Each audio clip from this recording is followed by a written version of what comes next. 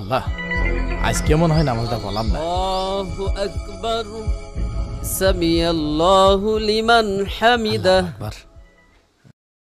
আল্লাহু আকবার। আসসালামু আলাইকুম ওয়া রাহমাতুল্লাহ, আসসালামু আলাইকুম ওয়া রাহমাতুল্লাহ।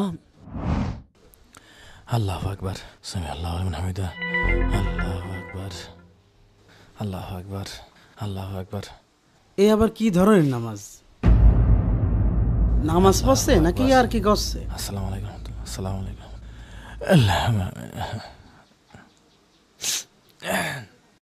বিষয়টা ইমাম সাহেবকে বলার দরকার। এই দেখো নামাজ দাঁড়াস কিনে দেখো।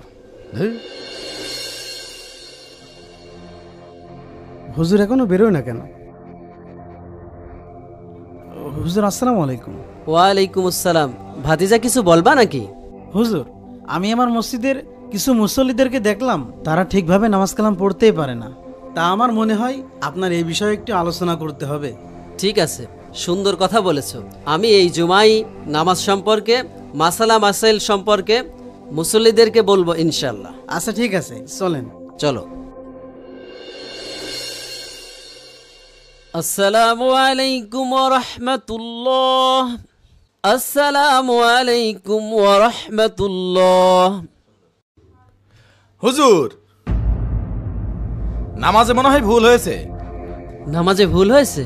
কি বলছো? জি হুজুর, আমারও মনে আছে নামাজে ভুলই হয়েছে। তাই? আমি একদম শিওর আপনার নামাজ 4 রাকাত হয়নি, আপনি 3 রাকাত পড়েছেন। আমি প্রত্যেকদিন এই ঈশার নামাজে এসে আমার সাইডে দোকান আছে, ওই সাইডের দোকানের হিসাব করি। তো আজকে 3টে দোকানের হিসাব করতে না করতেই আপনার নামাজ শেষ হয়ে গেল। তার মানে নিশ্চিত আপনি 3 রাকাত নামাজ পড়েছেন। এই জন্যই কই তুমি হুজুরের ভুল ধরলে কেরাম করে। সেই লোক কিনা 4G স্পিডে নামাজ পড়ে, সে আবার হুজুরের ভুল ধরে।